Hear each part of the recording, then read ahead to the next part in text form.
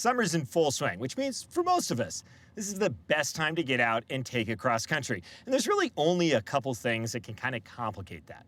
Number one is thunderstorms. Number two is flying into an unfamiliar airport that can make us all fairly uncomfortable. And then number three is that summer solar heating. And that's going to cause all those thermals that you experience in the pattern, and then those variable direction gusty winds. So today we're going to fly into a non-towered airport in Nucla, Colorado. It's on Colorado's western slope at Hopkins Field. It's an airport we've never been into before. And we're going to take a look at how to enter this unfamiliar non-towered airport. And then we're going to talk about flying the pattern. And this is all part of our Summer 2021 Landings Bootcamp, which is an add-on to our Mastering Takeoffs and Landings course, which if you pick up right now using the link below, you'll get 15% off on, and you get that bootcamp for free. As we fly in today, there's a couple things that can complicate the situation. Number one, the AWOS is NOTAMed out of service, so we're planning to fly over the field. We're going to look at the runway to inspect it for condition, which is always a good thing to do. And then we're going to check out the windsock to help determine our pattern. And then again, it's really hot today, so we know we're going to experience some thermals, especially because the valley that Hopkins Field is in is full of rocks and kind of dirt terrain. That's going to generate a lot of thermals from this solar heating. And we're expecting some gusty winds. And we'll talk about that as we fly the pattern. Hopkins Field, Cirrus 216 Bravo Delta. We're 10 miles south. Inbound, we're going to overfly the field. 7,400 for landing, Hopkins.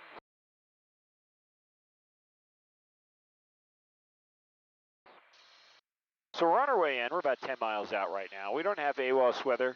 Haven't been able to pick it up yet. So we're going to overfly the field above the traffic pattern, 500 feet. Traffic pattern is 6,900, so we're going to overfly at 7,400. Windsock's in the center of the field at the intersection of the turf and the hard surface runway, just south of the ramp, north of the runways. I'm going to put that off the left side, Collins side, so we can get an idea of where that windsock's blowing from. And then from there, we'll figure out which pattern entry we're going to do. Both of the runways here use left-hand traffic patterns, so we may need to reverse course, come back down to the south, or we may be able to just continue on to the north to join the pattern. So definitely sometimes I like to overfly at a little faster speed if I know exactly which runway I'm using. But today, since I'm not quite sure of which runway I'm using, I'm going to try to overfly more of my pattern speed, or within maybe 10 knots of that, so that I have time to look out and figure out what's going on down at the airport.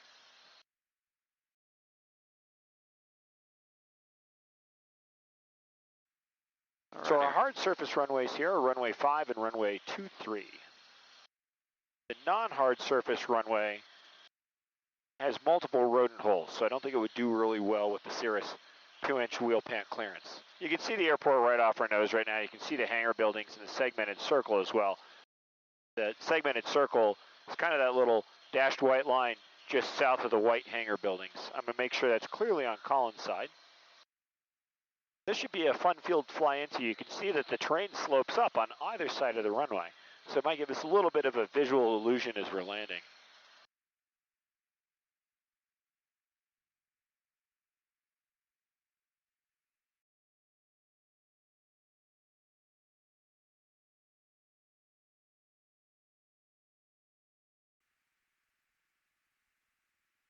Hopkins traffic, Cirrus 216 Bravo Delta, about to cross midfield, 7,400 feet. Hopkins. Okay, Colin, can you see the windsock? I've got a good view here. And winds are favoring 2-3. Winds are favoring 2-3. Left-right crosswind by about 30 degrees, my guess is. On so we want to take runway 23, huh? Yep. Well, runway 23 is on the other side of the airport. That's where our left traffic pattern is going to be. I'm not going to do a U-turn over the airport here, just simply because I don't like to maneuver directly over the pattern unless I desperately need to. So I'm going to fly out just a little ways, kind of this green circle here, this green crop circle that they're irrigating. Then we'll reverse direction and come back around. Sound good, Colin? Sounds good.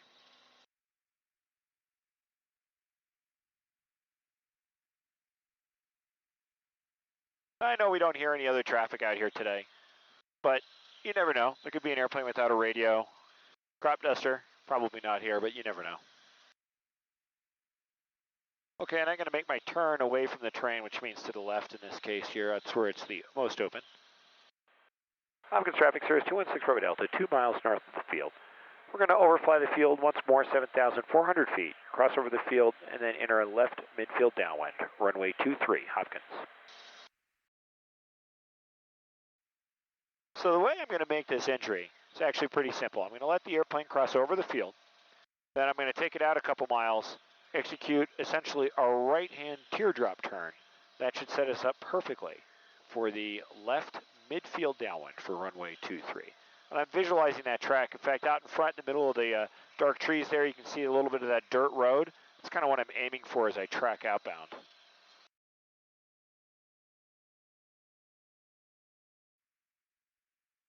So we're still holding that 500 feet on top of traffic pattern until we're clear of the pattern.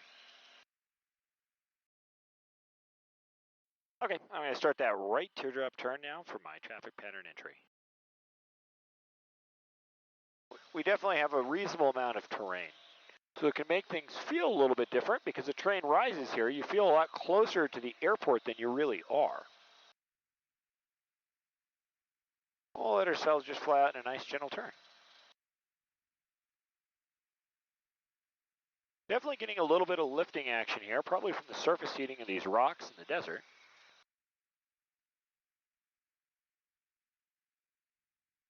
So I got my power a little further back than normal.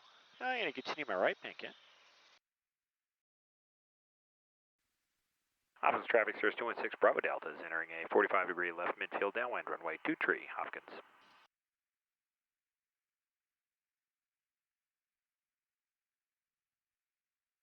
Feel that lifting action all right now.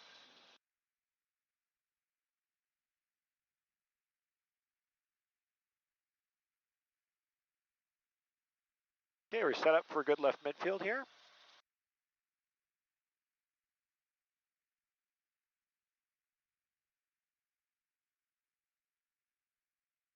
Got a little bit of sinking air here, so I'm going to increase my power.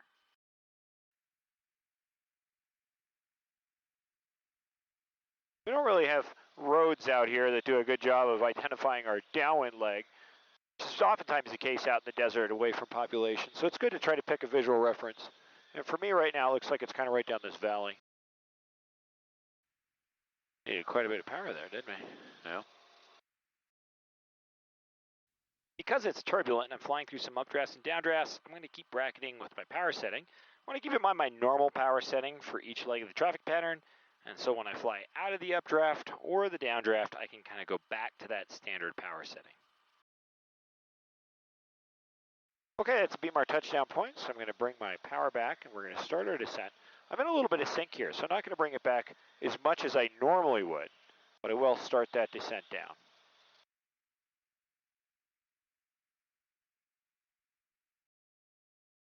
Okay, that's 45 degrees from my touchdown point. Hopkins traffic, Cirrus 216 Bravo Delta, left base, runway 23, Hopkins. Now we're picking up a little lift. You can see that descent stopped. So I'm going to bring my power back a little more.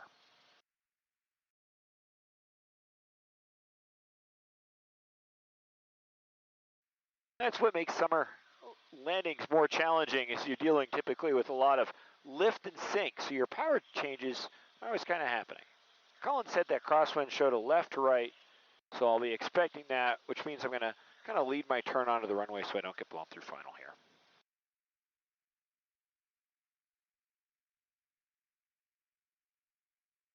Hopkins traffic, Cirrus 216 Bravo Delta, final runway 23, Hopkins. Okay, we didn't get blown through final, I'm just a little high. I'm going to keep my power back and to rejoin the glide path, and then I'm going to keep the aim point markers fixed in my windscreen, make sure I stay on a stable glide path all the way down to touchdown.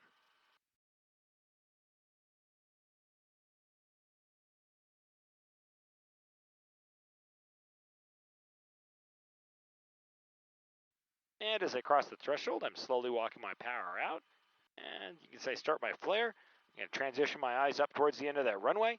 You can see I got a couple thermals here, so I'm going to accept a little float down the runway as I touch down.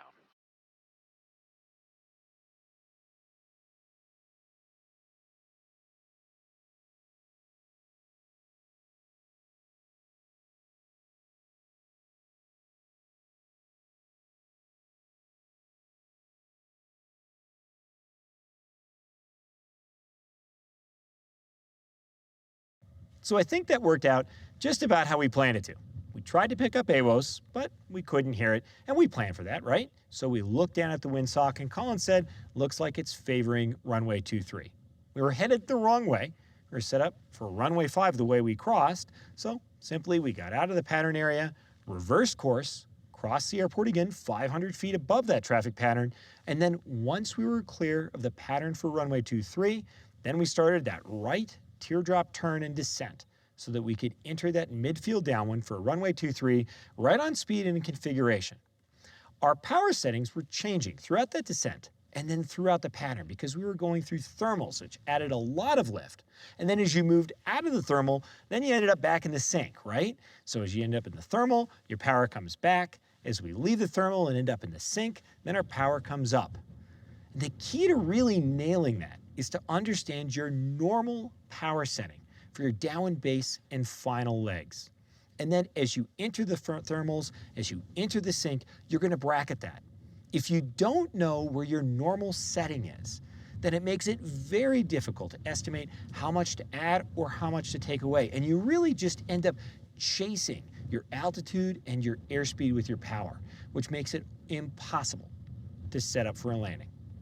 Summer, if you ask me, that's the best time to fly, right? We're done with the ice, the weather's a lot better, everybody has more time, and of course now everything's opening back up. So it's a great time to get out and use your airplane to go somewhere you've never been before. The one thing that I think can really make it challenging is that the winds are different, right?